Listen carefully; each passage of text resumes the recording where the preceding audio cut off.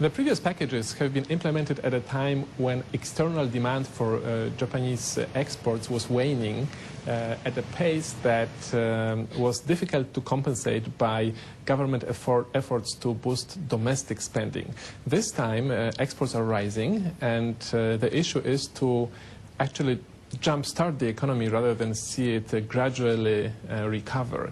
So I think that this package will go some way towards that direction, but we are talking here about amounts of maybe 4 trillion yen, maybe a little bit more, which is around 1% of Japanese GDP, not enough to actually make it a game changer.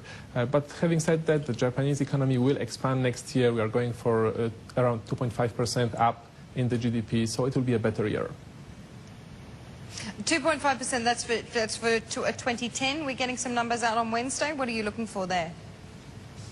Well, unfortunately, on Wednesday, the revised third quarter data will come as a disappointment, particularly as a result of continued contraction of capital investments. We will see a relatively large downward revision of the pace of expansion. But the markets are somewhat prepared for that. The third quarter is behind us. The key issue right now is whether the government will manage to stimulate domestic demand in the future, especially next year. Are they going to get the consumer spending? And this still is up in the air. It depends a lot on confidence in the new policies, as well as on the outlook for a change in demographic trends in Japan, something that is still open in terms of whether it will be successful or not. Next year will be good, but the longer-term potential depends on whether population growth resumes. Are we going to see the BOJ essentially pressured by the government to do more on the QE front?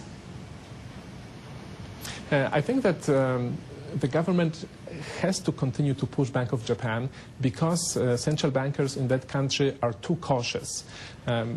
They have traditionally been behind the curve, and they are so slow in recognizing the fact that the current country is, for example, in deflation. It's only recently that they have openly admitted it, and Japan will be in deflation for at least 2 more years. So there has to be more action. They have to move forward on the path to on the path of quantitative easing, probably return to quantitative liquidity targets. Otherwise, the government is probably going to have a really hard time stimulating the economy because it will be so difficult for it to take on even more debt. So yes, there will be more action from the Bank of Japan under government pressure. We'll be watching that very closely. Of course, an interesting story that's unraveling there. Darius, fantastic to have you with us today. Thank you so much for joining us. Darius Kowalczyk from SJS Markets.